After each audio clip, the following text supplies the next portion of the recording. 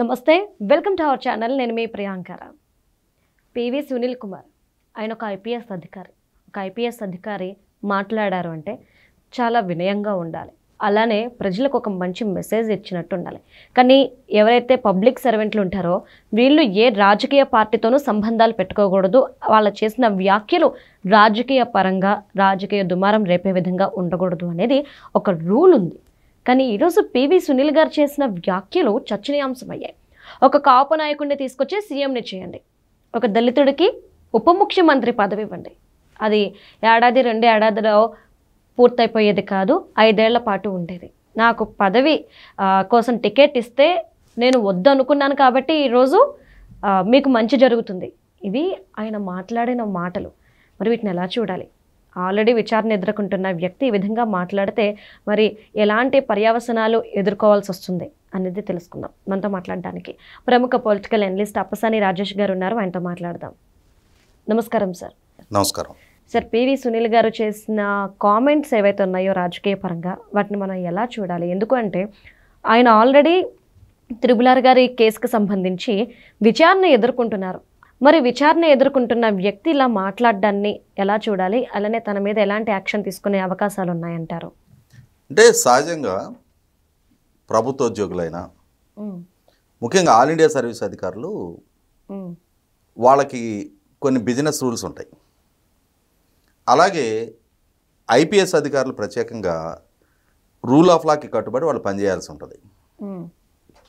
వాళ్ళ ఉద్యోగ విధుల నిర్వహణ సందర్భంగా కూడా రూల్ ఆఫ్ లాని కనుక అతిక్రమించి వాళ్ళ పరిధి దాటి కనుక వాళ్ళు వ్యవహరిస్తే వాళ్ళ మీద శాఖపరమైన చర్యలు తీసుకోవడానికి ఆస్కారం ఉంటుంది. ఇన్ఫ్యాక్ట్ ఇంకా బాధితులు కనుక ఫిర్యాదు చేస్తే చట్టపరమైన చర్యలు కూడా తీసుకోవడానికి ఆస్కారం ఉంటుంది. అంటే వాళ్ళు ఎలా అయితే చట్టాన్ని ఇంప్లిమెంట్ చేసే, చట్టాన్ని ఎగ్జిక్యూట్ చేసే అధికారులు, అదే చట్టం వాళ్ళకి కూడా కొన్ని పరిధులు పరిమితులు నిర్దేశించింది. మేము ఆల్ ఇండియా సర్వీస్ అధికారులం కాబట్టి మాకేదో అడిషనల్ ప్రివిలేజ్ ఉంటుంది అని చెప్పని ఎవరైనా ఫీల్ అయినా అది 100కి 100 ఆక్షేపణీయమే. అటువంటి ఆల్ ఇండియా సర్వీస్ అధికారిగా ఉన్న పివి సునీల్ కుమార్ గారు ఇక్కడ గమనించుకోవాల్సింది ఏంటి అంటే, అది పివి సునీల్ కుమార్ గారైనా ఇంకొకరైనా ఎవరైనా సరే they are the cream of the society. ఇవాళ ఆల్ ఇండియా సర్వీస్కి ఎంపిక కాగలుగుతున్నారు అని అంటే దానికి ఏం షార్ట్ కట్స్ ఏముండవు, రికమెండేషన్స్, పైరవీలో, లంచాలో ఏం పనిచేయవు. వాళ్ళ సొంత ప్రతిభ ఆధారంగా వాళ్ళు ఆ ఉద్యోగాలకు ఎంపిక కాబడతారు. కొన్ని లక్షల మందికి ఆల్ ఇండియా సర్వీస్ అధికారులుగా ఎంపిక కావాలని మనసులో కోరికలు ఉన్నా కూడా, కొన్ని లక్షల మంది ఆ పరీక్షలకు అపీర్ అయినా కూడా యూపీపీఎస్సీ గ్రూప్ 1 జరిగినప్పుడు ఆ పరీక్షలకి, రాత పరీక్షలకు కానీ, ఆ రాత పరీక్షల నుంచి ఇంటర్వ్యూ స్టేజ్కి కానీ, group discussion and personal interview లెవెల్కి ఎంతమంది ఆ స్క్రీనింగ్ ప్రాసెస్లో ఫైనల్గా కొద్ది వందల మందికి మాత్రమే అవకాశం దక్కే ప్రతిభకి, వాళ్ళ ప్రతిభా పాఠవాలకి మాత్రమే అవకాశం, గుర్తింపు తగ్గే ఉద్యోగాలు అవి. అంతటి ఉన్నత విద్యావంతులు వాళ్ళకి వాళ్ళ ఉద్యోగ పరిధులు పరిమితుల గురించి తెలీదా? తెలుసుండి కూడా ఇవాళ మనం చూస్తూ ఉన్నాం. చాలామంది ఐఏఎస్ అధికారులు వాళ్ళు రకరకాల స్కాముల్లో ఇన్వాల్వ్ అవటం, చాలామంది ఐపీఎస్ అధికారులు పాలకులుగా ఎవరుంటే వాళ్ళ ఆదేశాలనే శిరోధార్యంగా భావిస్తా వీళ్ళ పరిధి దాటి వ్యవహరించటం, పాలకుల రాజకీయ ఎజెండాలో వీళ్ళు భాగస్వాములు కావటం, పాలకుల రాజకీయ ప్రత్యర్థుల్ని వీళ్ళు వేధింపులకి, అవసరమైతే హింసకు కూడా గురి చేయటం, ఇవన్నీ కొన్ని సంవత్సరాలుగా చూస్తూ ఉన్నాం. ప్రత్యర్థి బలహీనుడైతే వీళ్ళ ఆటలు, వీళ్ళు ఆడింది ఆట పాడింది పాటగా సాగిపోద్ది. కానీ ప్రత్యర్థి బలవంతుడైతే వీళ్ళ అధికార విధులని, అధికార పరిధిని దాటి నన్ను ఈ విధంగా వేధింపులకు గురి చేశారు కాబట్టి వీళ్ళ విషయం కూడా నేను తేల్చుకోవాలి అన్న పట్టుదల, పోరాట స్ఫూర్తి కలిగిన ప్రత్యర్థి అయినప్పుడు ఖచ్చితంగా వీళ్ళు కూడా సూపులో పడతారు. అలాగే ఇవాళ పివి సునీల్ కుమార్ గారు కూడా, ఆయన మంచి రచయిత. దళిత హక్కుల గురించి, దళితుల మీద జరిగే దాడులు దౌర్జన్యాల గురించి అత్యాచారాల గురించి చాలా పుస్తకాలు కూడా రాశారు ఆయన. మరి సమాజంలో అణగారిన అణిచివేతకు గురవుతా ఉన్న అట్టడుగునున్న వర్గాల గురించి వాళ్ళ హక్కుల గురించి అంతగా పోరాడి మాట్లాడి వాళ్ళకి ప్రతినిధిగా చలమణైన వ్యక్తికి తన పరిధుల గురించి తన అధికారాల గురించి తెలియదా? స్పష్టంగా తెలుసు. తెలిసి జగన్మోహన్ రెడ్డి గారి పాలనా హయాంలో ఆయన సిఐడి అడిషనల్ డీజీగా ఈయనకి బాధ్యత అప్పచెపితే ఆ సిఐడి అడిషనల్ డీజీగా అన్ని స్థాయిల్లో ఆ పరిధులు దాటాడు ఆయన. కేవలం జగన్మోహన్ రెడ్డి గారి రాజకీయ ఎజెండాలో భాగంగా విమర్శని కొద్దిపాటి కూడా సహించలేని భరించలేని ఒక ఇంటాలరెంట్ ప్రభుత్వాన్ని జగన్మోహన్ రెడ్డి గారు కొనసాగిస్తే ఆ పాలకుడికి ఈయన ఒక టూల్ లాగా పనిచేసి జగన్మోహన్ రెడ్డి గారి ప్రభుత్వాన్ని ఎవరైనా విమర్శించినా జగన్మోహన్ రెడ్డి గారి రాజకీయ ప్రత్యర్థుల్ని వీళ్ళ అధికారంతో తప్పుడు కేసులు నమోదు చేసి అరెస్టులు చేయటం, అలాగే ప్రభుత్వాన్ని విమర్శిస్తూ ఎవరైనా సోషల్ మీడియాలో ఒక పోస్ట్ పెట్టినా ఒక రాజకీయపరమైన వ్యాఖ్య చేసినా ఇమ్మీడియట్గా వాళ్ళ మీద కేసులు నమోదు చేయటం. అంటే జగన్మోహన్ రెడ్డి గారి రాజకీయ ఎజెండాకి వీళ్ళు ఒక ప్రైవేట్ ఆర్మీ లాగా పనిచేశారు. అలా పనిచేసిన ఆ ప్రైవేట్ ఆర్మీకి నాయకుడిగా ఈ పివి సునీల్ కుమార్ గారు వ్యవహరించారు. మీ చదువు, మీ సంస్కారం, మీ అనుభవం, మీ విఘ్నత ఏమైపోయింది? ఇవాళ అంతిమంగా నాడు వైసీపీ పార్టీకే చెందిన లోక్సభ సభ్యుడు రఘురామకృష్ణరాజు గారు ఆయన కొన్ని అంశాల ప్రాతిపదికగా జగన్మోహన్ రెడ్డి గారితో విభేదించారు. అది ఆ పార్టీ ఇంటర్నల్ అఫైర్. దానికోసం జగన్మోహన్ రెడ్డి గారిని ఆయన విమర్శిస్తున్నారు కదా అని చెప్పని ఆయన మీద తప్పుడు కేసులు పెట్టి ఆయన పుట్టినరోజు నాడే బైపాస్ సర్జరీ చేయించుకోనున్న రఘురామకృష్ణరాజు గారిని బలవంతాన అన్ని పరిధులు అతిక్రమించి, ఒక రకంగా మాట్లాడుకుంటే కిడ్నాపర్లు ఎలా కిడ్నాప్ చేస్తారో అలా పట్టపగలు బహిరంగంగా మీడియా సమక్షంలో రఘురామకృష్ణరాజు గారిని బలవంతంగా అపహరించారు. దాన్ని అరెస్ట్ అని కూడా చెప్పడానికి వీల్లేదు. అరెస్ట్ అంటే కొన్ని ప్రోటోకాల్స్ ఉంటాయి, కొన్ని ప్రొసీజర్లు ఫాలో కావాలి. అరెస్ట్ చేయదలుచుకుంటే రఘురామకృష్ణరాజు గారి ఇల్లున్న స్థానిక పోలీస్ స్టేషన్కి వెళ్ళాలి.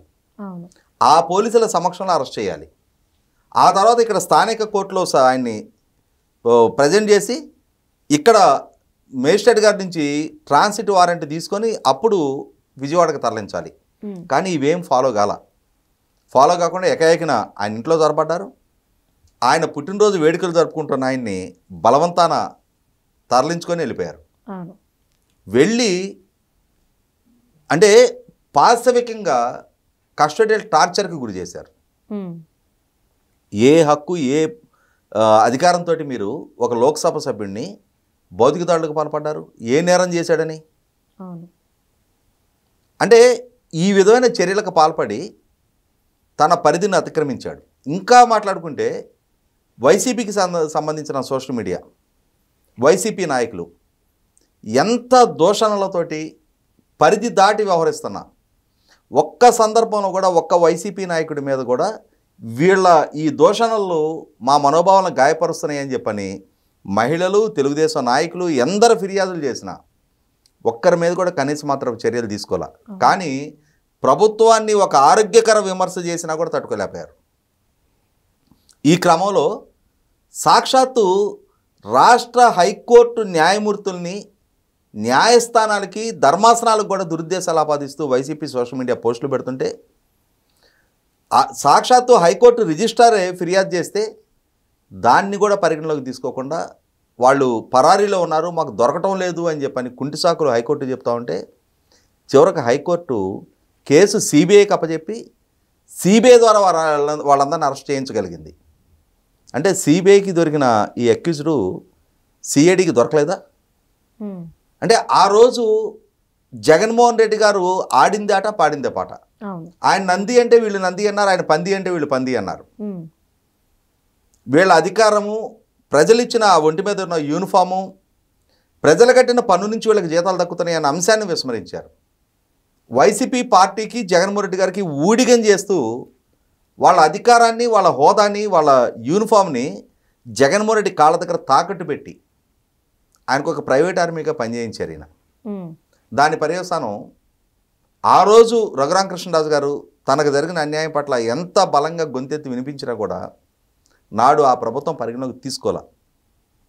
చివరికి ఎన్డీఏ కూటమి అధికారంలోకి వచ్చిన తర్వాత రఘురామకృష్ణరాజు గారు నమోదు చేసిన కేసులో ఈయన అక్యూజ్ నెంబర్ 1గా ఉన్నారు. అదే సందర్భంలో ఈయన గతంలో ప్రభుత్వం నుంచి అనుమతులు లేకుండా విదేశీ పర్యటన చేశారు అని చెప్పని కూడా నిర్ధారణ కావడంతో ఇవాళ ఆయన సస్పెన్షన్ పీరియడ్లో ఉన్నారు.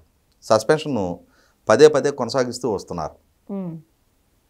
అంటే జగన్మోహన్ రెడ్డి గారి ఆదేశాలు శిరోధార్యంగా పాటించిన పర్యవసానం, ఆ ఆదేశాల్లో ఎంత మాత్రం విచక్షణ మేరకు మనం నిర్ణయం తీసుకోవచ్చు అనే అంశాన్ని విస్మరించి ఆ ఆదేశాల్లో హేతు పద్ధతిని పరిగణలోకి తీసుకొని పర్యవసానం ఆయన తప్పుల్లో వీళ్ళు కూడా భాగస్వాములయ్యి, వీళ్ళు కూడా మరిన్ని తప్పులకి వీళ్ళే బాధ్యులయ్యి అధికార దుర్వినియోగానికి పాల్పడే వాళ్ళ కెరీర్లు పణంగా పెట్టుకున్నారు.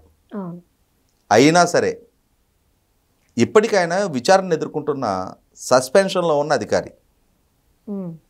అటువంటి ఆయన్ని ఇవాళ నిన్న ఏదో సభకి ఆహ్వానిస్తే ఆ సభలో రాజకీయాల గురించి మాట్లాడారు. ప్రభుత్వ సర్వీస్లో ఉన్నవాళ్ళు రాజకీయాల ప్రస్తావన చేయకూడదు, కులాల గురించి మాట్లాడారు. అంటే సమాజంలో కులపరమైన విభజనని ప్రోత్సహించే విధంగా ఏ రాజకీయ పార్టీకైనా ఎవరైనా మద్దతుదారులుగా ఉండేది ఆ రాజకీయ పార్టీ నాయకత్వాన్ని, వాళ్ళ నాయకత్వపు సామర్థ్యాన్ని, వాళ్ళ అనుభవాన్ని, వాళ్ళ పరిజ్ఞానాన్ని, ప్రజల పట్ల వాళ్ళకున్న కన్సర్న్ని, వాళ్ళు అమలు చేస్తున్న, వాళ్ళు ఎంచుకుంటున్న విధానాలని, వీటి ప్రాతిపదికగా ఏ రాజకీయ పార్టీకైనా ఆయా రాజకీయ పక్షాలని ఆయా ప్రజలు ఆదరిస్తారు. ప్రజామోదం పొందగలిగిన వాళ్ళు మనగలుగుతారు, ప్రజామోదం పొందలేని పార్టీలు కనుమరుగవుతాయి. అంటే రాజకీయ పార్టీ అనేది పీపుల్స్ రిప్రజెంటేషన్ యాక్ట్ ద్వారా రాజకీయ పక్షం రిజిస్టర్ అవుద్ది. పీపుల్స్ రిప్రజెంటేషన్ యాక్ట్ ద్వారా ఒక రాజకీయ పక్షం రిజిస్టర్ అయిన తర్వాత కులము, మతము, ప్రాంతము ఇటువంటి విద్వేషాల ద్వారా ప్రచారం చేయకూడదు. అలా ప్రచారం చేసినందుకు గతంలో ఇచ్చాపురంలో తెలుగుదేశం అభ్యర్థిగా పోటీ చేసిన కృష్ణారావు గారు ఆయన ఎన్నికల ప్రచారంలో ఎన్టీ రామారావు గారు కృష్ణుడి రూపంలో ఉన్న వాల్ పోస్టరు ఆయన ప్రదర్శించారు అని చెప్పని మతపరమైన ఎమోషన్ ఫ్లేరప్ చేయడం ద్వారా ఆయన ఓట్లు దక్కించుకున్నారు అని ఆయన ప్రత్యర్థులు ఆయన మీద ఎలక్షన్ పిటిషన్ ఫైల్ చేస్తే ఎమ్మెల్యే పదవి నుంచి డిస్క్వాలిఫై చేశారు. మరి అలా డిస్క్వాలిఫై అయిన ఉదంతాల కళ్ళ ముందు కనిపిస్తూ ఉన్నప్పుడు ఇవాళ పివి సునీల్ కుమార్ గారు ఒకటి ఆల్ ఇండియా సర్వీస్ అధికారిగా ఆయన ఈ రోజుకి ఆ ఉద్యోగ బాధ్యతల్లో ఉండి మేబీ సస్పెన్షన్లో ఉంటే ఉండుండొచ్చు, మేబీ ఆయన కేసులు ఎదుర్కొంటూ ఉండుండొచ్చు, కానీ స్టిల్ ఆయన సివిల్ సర్వెంటే. అయినా సరే ఆ పరిధి దాటి రాష్ట్రంలో కాపుల జనాభా ఎక్కువగా ఉంది, ఎస్సీల జనాభా కాపుల జనాభా కలిస్తే రాజ్యాధికారం సిద్ధిస్తుంది, కాపులుగా మీరు ముఖ్యమంత్రి పదవి తీసుకోండి, మాకు ఉప ముఖ్యమంత్రి పదవి ఇవ్వండి అంటే ఈ రాజకీయపరమైన ప్రస్తావనలు ప్రకటనలు చేయకూడదు ఆయన, కానీ చేశారు. కారణం ఏంటి అంటే మేబీ ఏదో ఒక కారణంగా తన ఈ ఉద్యోగం అనే ఈ చెర నుంచి విముక్తుడు కావాలని చెప్పి ఆయన కోరుకుంటున్నట్టుగా ఉంది. తనకు తానుగా రాజీనామా చేయటం కన్నా ఇవాళ ప్రభుత్వమే చర్యలు తీసుకుంటే ఆ చర్యలు తీసుకున్న అంశాన్ని ప్రజల ముందు ఒక విక్టిమ్ కార్డు లాగా వాడుకొని తనకి కొంత సింపతి రప్పించుకొని కనీసం తన సామాజిక వర్గం నుంచి అయినా తనకు పోలరైజేషన్ జరిగి తనకంటూ ఒక పునాది ఏర్పాటు అయితే ఆ పునాది బేస్ చేసుకొని మిగిలిన రాజకీయ పక్షాలతో కూడా నెగోషియేట్ చేయడానికి ఒక భూమికి సిద్ధం చేసుకుంటున్నట్టుగా అనిపించింది నాకు. అంటే అతను ఆల్రెడీ ఈ ఉద్యోగ విధుల నుంచి నిష్క్రమించి రాజకీయ ప్రస్థానం మొదలు పెట్టడానికి అనుకూలంగానే ఈ ప్రకటన చేసినట్టుగా భావిస్తున్నాను నేను. లేదు అని అంటే ఆయన ఉద్యోగానికి రాజీనామా చేసేసి ఉండేవాడు, ఏదో రాజకీయ పక్షంలో జాయిన్ అయిపోయి ఉండేవాడు. అవును. ఈ ఆరోపణలు, ఈ కేసులు, ఈ విచారణలు ఈ సందర్భంలో కనుక తన ఉద్యోగానికి రాజీనామా చేస్తే ప్రజల్లో సానుభూతి రాదు. కానీ ఇప్పుడు ఈ కారణంగా ప్రభుత్వం కనుక అతని సర్వీస్ నుంచి టర్మినేట్ చేస్తే, నువ్వు ఆల్ ఇండియా సర్వీస్ అధికారిగా నీ పరిధిని అతిక్రమించావు కాబట్టి నిన్ను ఉద్యోగం నుంచి డిస్మిస్ చేస్తున్నామని చెప్పి కనుక ప్రభుత్వం నిర్ణయం తీసుకుంటే, చూసారా నన్ను టార్గెట్ చేసి నేను నా ప్రతిభ కారణంగా ఈ ఉద్యోగం తెచ్చుకుంటే ఇవాళ నన్ను నా ఉద్యోగానికి దూరం చేశారు అని చెప్పని ఒక విక్టిమ్ కార్డు ప్లే చేయడంలో భాగంగా తెలిసే అవగాహనతోటే ఈ రాజకీయపరమైన స్టేట్మెంట్ ఇచ్చారని చెప్పి నేను భావిస్తున్నాను. కాబట్టి ఆయన తెలిసిచ్చినా తెలియకిచ్చినా ఆయన తెలిసే తన పరిధిని దాటాడు కాబట్టి, అవగాహన మేరకే ఆ పరిధిని దాటాడు కాబట్టి ప్రభుత్వం ఇమ్మీడియట్గా అతని కోరికను నెరవేరుస్తూ, అతను ఎలా అయితే రేపు రాజకీయంగా లెక్కలేసుకొని రేపు ఇతను విక్టిమ్ కార్డు ప్లే చేస్తే మనకేదైనా ప్లస్ అవుద్దా మైనస్ అవుద్దా అనే ఈ రాజకీయపరమైన ఈక్వేషన్స్ను పక్కకు పెట్టి రోగి తలచిందే వైద్యుడు ఇచ్చాడు అన్నట్టుగా అతను కోరుకున్నది అయినా సరే అతని రాజకీయ ఎజెండాని అమలుపరచడం కోసమే ఈ విధమైన ప్రస్తావన తెచ్చినా సరే ఇటువంటి ప్రస్తావనని కొనసాగిస్తూ, ఇటువంటి ఇండిసిప్లిన్ని కొనసాగిస్తూ అతను ఉద్యోగ విధిలో కొనసాగించడం అనేది ఎట్టి పరిస్థితుల్లో వాంఛనీయం కాదు. అది మిగిలిన అధికారులకు కూడా తప్పుడు సంకేతం పంపించినట్టు ఉంది. కాబట్టి ఇమ్మీడియట్గా అతన్ని టర్మినేట్ చేసి తీరాల్సిందే. ఇదే అంశాన్ని రఘురామకృష్ణరాజు గారు కూడా క్యాట్కి రిఫర్ చేశారు. అలాగే రాష్ట్ర ప్రభుత్వానికి కూడా ఫిర్యాదు రూపంలో తెలియజేయడం జరిగింది. చూద్దాం ప్రభుత్వం ఏ విధంగా స్పందిస్తాం. Right. Thank you so much sir.